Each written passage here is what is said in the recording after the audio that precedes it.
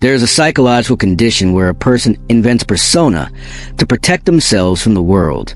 If they play the character long enough, the lines start to blur.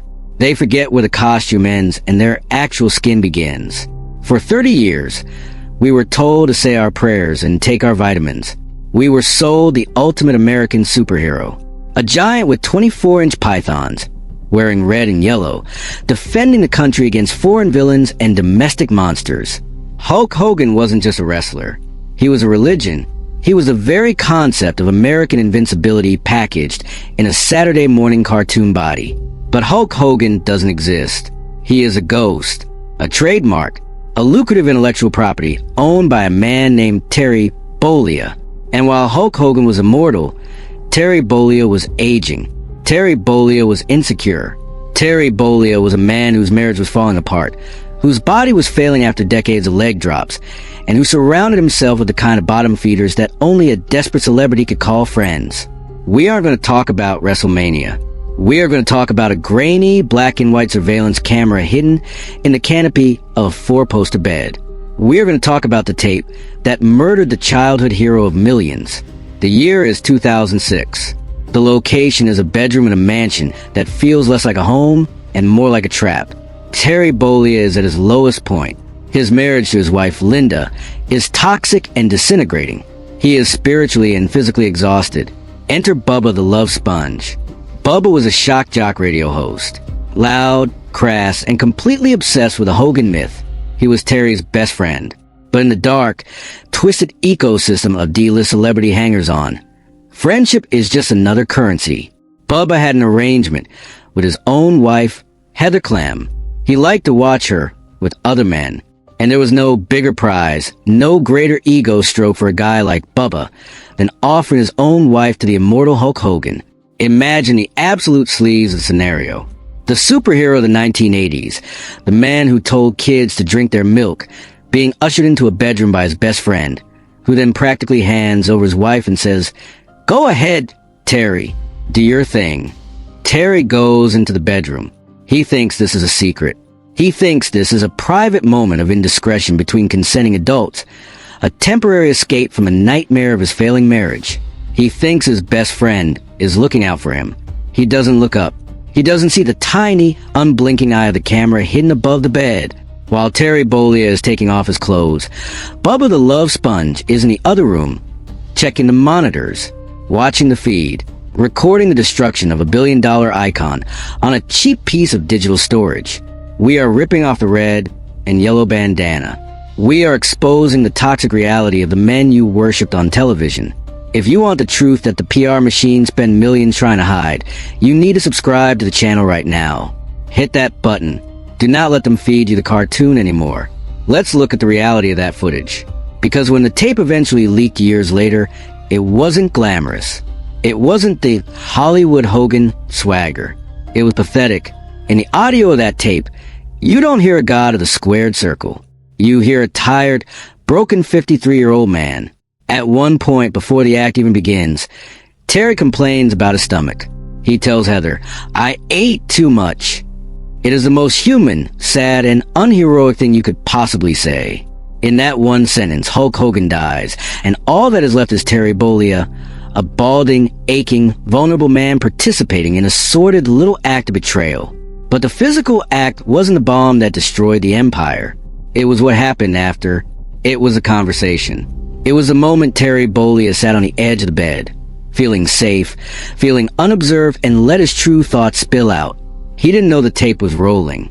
He didn't know that every word he whispered in that dark room was going to echo across the entire world, bankrupt a media empire, and erase his legacy from the history books. The tape was ticking, and Terry Bollea had just handed his enemies the detonator. For 6 years, the tape sat in the dark. Bubba the Love Sponge claimed he burned the footage to a DVD, wrote the word Hogan on it, and threw it in a desk drawer. A digital time bomb waiting for the absolute worst moment to detonate. And in October 2012, it finally went off. Enter Gawker Media. In the 2010s, Gawker was the apex predator of the internet. They didn't just report gossip, they weaponized it.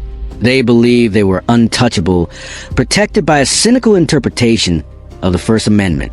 To Gawker, There was no such thing as privacy, if it existed, and if it generated clicks, they published it. When the tape somehow made its way from Bubba's desk into the hands of Gawker editor A.J. Dollario, he didn't hesitate. He published a 2-minute excerpt of the footage, including about 9 seconds of explicit sexual activity. But he didn't just post the video. He wrapped it in a 1,400-word essay detailing every sad, uncomfortable moment of the encounter. The internet exploded. Hulk Hogan wasn't just trending. He was bleeding out in front of the entire world. When you are a celebrity of Hogan's magnitude, your image is your entire economy. You sell vitamins, you sell t-shirts, you sell the illusion of strength. The Gawker post took a sledgehammer to that illusion. It didn't make him look like a villain. It made him look pathetic. And in the entertainment business, being pathetic is a death sentence. Terry Bollea panicked. He went on a media tour trying to stop the bleeding, claiming he didn't know he was being filmed. But Gawker didn't care. They mocked him. When Hogan's lawyer sent letters demanding the video be taken down, Gawker effectively laughed in their faces, claiming the footage was newsworthy.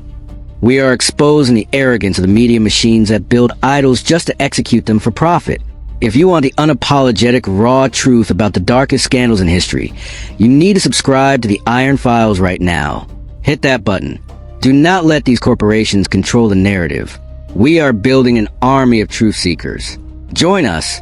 The arrogance of Gawker is truly difficult to comprehend until you look at the legal depositions. Terry Bollea decided to fight back.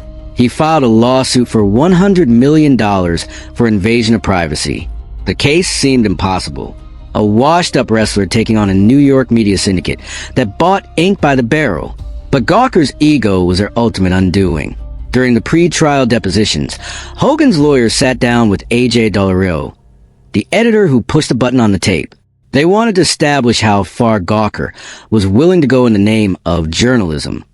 They asked Dollario if there was any situation where a celebrity sex tape might not be considered newsworthy.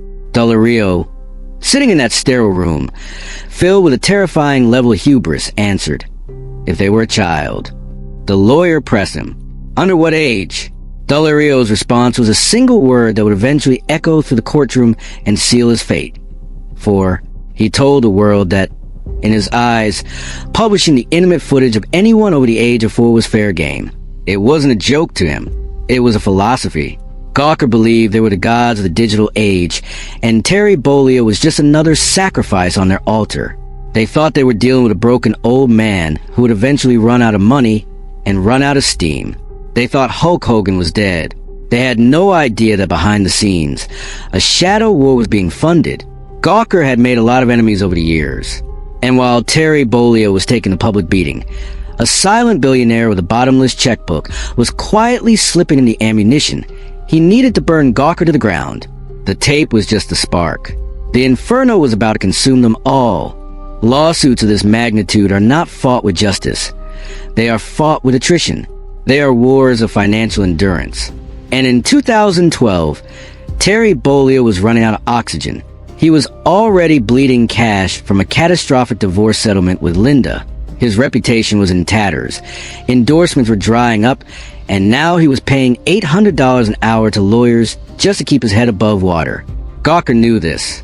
Nick Denton, the founder of Gawker Media, had built his empire on the assumption that celebrities are too vain, too embarrassed, and ultimately too broke to endure a drawn-out legal siege. They stall. They file endless motions. They wait for the plaintiff to go bankrupt and crawl away. And Terry Bollea was right on the edge of breaking. He was ready to settle. He was ready to wave the white flag and let Gawker keep the tape, keep the article, and keep his dignity. But then, the strangest thing happened. The legal bills stopped being a problem. The checks started clearing. Terry Bollea's legal team suddenly expanded. They got sharper. They got infinitely more aggressive. It was as if a ghost had reached into the courtroom and handed the broken wrestler an unlimited supply of ammunition. That ghost had a name. Peter Thiel. To understand the sheer ruthlessness of this story, we have to leave the wrestling ring and travel to Silicon Valley. Peter Thiel was a billionaire venture capitalist. He co-founded PayPal. He was the first outside investor in Facebook. He was a man who moved markets with a whisper. But in 2007, Gawker Silicon Valley blog Valleywag had published an article titled, "Peter Thiel is totally gay, people." They outed him. They ripped him out of the closet before he was ready, humiliated him in front of the entire tech industry for nothing but page views. Billionaires do not get mad. They get even. But Thiel didn't sue them right away. He knew the First Amendment protections were too strong. So he waited. He spent millions of dollars assembling a shadow legal team to scour the earth, looking for anyone who had a legitimate, winnable case against Gawker Media. He was looking for a proxy, a vessel he could fund to destroy his enemy. He found Terry Bollea. This wasn't about Hulk Hogan's honor. It wasn't about righting a wrong. It was a calculated, cold-blooded assassination. Terry Bollea was just the weapon Peter Thiel picked up off the ground to bludgeon Gawker to death. Think about the absolute madness of this alliance. You have the ultimate 1980s wrestling meathead, a man famous for leg drops and ripping his shirt off, secretly teaming up with a tech billionaire who plays 4D chess with the global economy. They never met. They never spoke. Thiel just paid the bills from the shadows, letting his high-priced Hollywood lawyer, Charles Harder, take the reins. We are pulling back the curtain on how the elites really wage war. They don't fight in the streets. They fight in the shadows using other people's lives as poker chips. If you want the unapologetic truth about the industries that control your entertainment, you need to subscribe to the Iron Files right now. Hit that button. Do not let these corporations manipulate you in the dark. We are building an army. Join the Files. With Thiel's black budget funding, Hogan's legal strategy shifted from a desperate defense to a lethal offense. And they made one specific legal maneuver that proved they weren't there to win a settlement. They were there to draw blood. Gawker Media had an insurance policy. If they lost a lawsuit for something like negligent infliction of emotional distress, their insurance company would step in and pay the damages. It would hurt, but Gawker would survive. Thiel's lawyers looked at that policy and smiled. They intentionally dropped a claim for negligent infliction of emotional distress. It was a kamikaze move. It meant that if Hogan lost a case, he got absolutely nothing. But if he won, Gawker's insurance company wouldn't pay a single dime. Every single cent of the judgment would have to come directly out of the company's bank accounts and out of the personal pockets of Nick Denton and A.J. Dollerio. They didn't just want to beat Gawker in court. They wanted to liquidate them. They wanted to wipe the company off the face of the internet. Gawker walked into the courtroom in Florida thinking they were fighting a washed-up wrestler who was desperate for a payday. They had no idea they were walking into a financial meat grinder designed by a Silicon Valley genius who had spent nearly a decade plotting their absolute destruction. The trap was set. The jury was seated. But just as Terry Bollea was preparing to take the stand and play the ultimate victim, a second bomb went off. And this one wasn't about sex. This one was about a word that would get Hulk Hogan erased from the WWE entirely. In the summer of 2015, Terry Bollea thought he had already survived the worst of it. The sex tape was public. The humiliation had been absorbed, and he was gearing up for the legal fight of his life against Gawker. He thought the most damaging part of that hidden camera footage was the physical act. He was wrong. The sex was just the appetizer. The main course was a conversation that happened in the shadows of that bedroom. A conversation that Gawker hadn't even published. You have to remember what Hulk Hogan represented. I am a real American. Fight for the rights of every man. That was the theme song. That was the brand. He was the ultimate equalizer. The superhero who stood up for all kids, regardless of their background. But in July 2015, a joint investigation by the National Enquirer and Radar Online detonated a nuclear bomb right in the middle of Hulkamania. They obtained leaked transcripts and audio from the sealed court documents. The audio wasn't of Hogan grunting or complaining about his stomach. It was Hogan complaining about his daughter, Brooke. Specifically, he was furious that his daughter was allegedly dating a black man. And in that dark room, feeling completely safe and unobserved, Terry Bollea dropped the superhero mask and revealed something incredibly ugly. The audio caught him casually and repeatedly dropping the N-word. At one point, to justify his rage, the man who told children to say their prayers and take their vitamins flatly admitted, "I am a racist to a point." The audio leak was catastrophic. It was a level of pure, unadulterated hypocrisy that the public simply could not process. You can survive a sex tape in Hollywood. You can survive a bad divorce.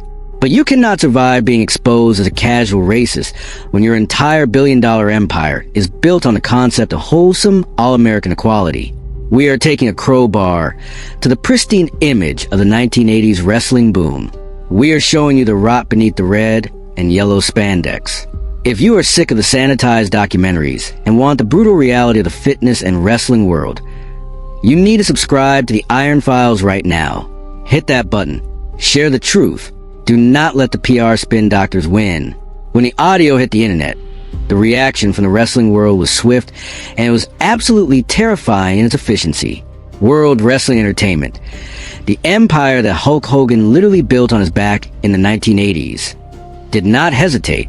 Vince McMahon is a businessman first, second, and third. He knew that the WWE was a publicly traded company with global sponsors and a PG rating. Hogan was radioactive.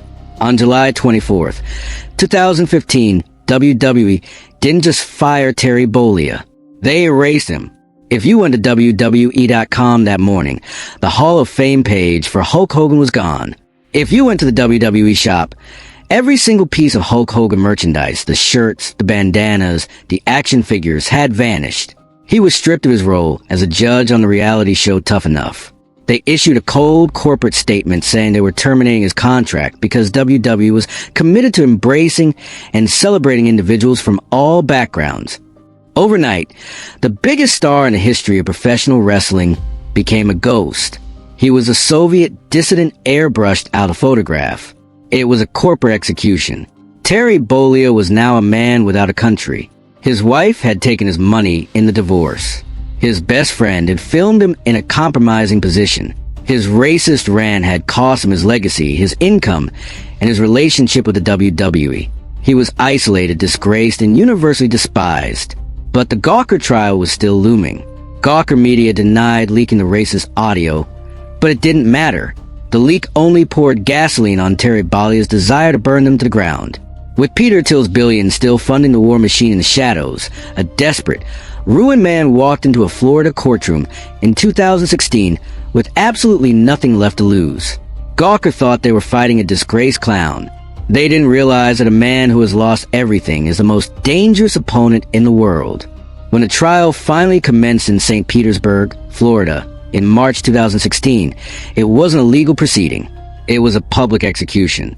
Gawker Media walked into the courtroom wrapped in the First Amendment, arrogantly defending their right to publish whatever they wanted, no matter who it destroyed. They painted Terry Bollea as a hypocrite who had bragged about his sex life for years on radio shows, claiming he had no right to privacy. But they miscalculated the room. They forgot they weren't in a Manhattan boardroom. They were in Florida, Hogan territory. Terry Bollea took the stand. He did it with a red and yellow. He wore a plain black suit, a silver cross, and a solemn expression. He played the role of a lifetime. He wasn't the immortal Hulk Hogan on that stand. He was an aging, humiliated grandfather from Tampa whose privacy had been violated in the most disgusting way imaginable. And then came the kill shot.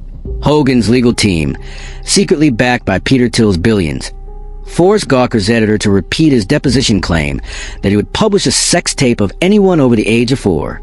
The jury didn't just side with Bollea. They decided to send a message that would echo through the entire media industry. The verdict came down. Gawker was ordered to pay Terry Bollea $115 million in compensatory damages. Days later, they tacked on another $25 million in punitive damages. $140 million. It was a financial nuke. Gawker Media, the apex predator of the internet, couldn't survive the blast. A few months later, the company filed for a Chapter 11 bankruptcy. They were forced to sell off their assets and shut their doors forever. Gawker tried to appeal, but the bleeding was too heavy. In November 2016, a broken Gawker Media settled with Bollea for $31 million in cash. Ending the saga, Terry Bollea had won. He, alongside a shadow billionaire, had successfully assassinated a massive media corporation. It was the ultimate babyface comeback. But what exactly did he win? He was $31 million richer, but the myth of Hulk Hogan was dead. The entire world had seen the sad, pathetic reality behind the superhero. They had heard the vicious, casual racism caught on tape. The man who told millions of kids to say their prayers had been exposed as a hollow, deeply flawed human being who betrayed his own brand. And yet, if there's one thing you must understand about the professional wrestling business, it is this. Nothing is permanent, and morality always takes a back seat to money. For 3 years, Terry Bollea was an outcast. WWE treated him like a plague. But time heals all wounds, or at least, time makes people forget. In July 2018, Vince McMahon, a man who understands the power of nostalgia better than anyone, reinstated Hulk Hogan into the WWE Hall of Fame. WWE released a statement saying Hogan had apologized and had been doing volunteer work. Suddenly, the ghost was back. Hogan started appearing on television again, cutting promos, cupping his ear to the crowd, and soaking the cheers of a new generation of fans who either didn't know about the tapes or simply didn't care. He even signed a new 5-year WWE Legends deal recently. He got away with it. He burned his legacy to the ground, destroyed a media empire in the process, and then crawled out of the ashes right back onto the WWE payroll. But look closely at his eyes the next time you see him on screen. The Hulkster is smiling, but Terry Bollea is exhausted. He knows the truth. He knows that every time he rips his shirt off, there's a shadow standing right behind him. The shadow of a dark bedroom, a blinking red light, and a lie that took 30 years to build and only 3 minutes to destroy. This has been the Iron Files. We ripped off the mask, and we found the monster. The mainstream media won't tell you the real story because they are terrified of the billionaires funding the lawsuits. But we aren't. We are exposing the darkest secrets of your childhood heroes. If you want the uncensored truth, you need to support the investigation. Subscribe to the channel right now. Like the video so the algorithm can't bury us. Share this file and comment below. Did Gawker deserve to die? Or did Hulk Hogan get off too easy? I'm Dante Rourke. Keep your eyes open.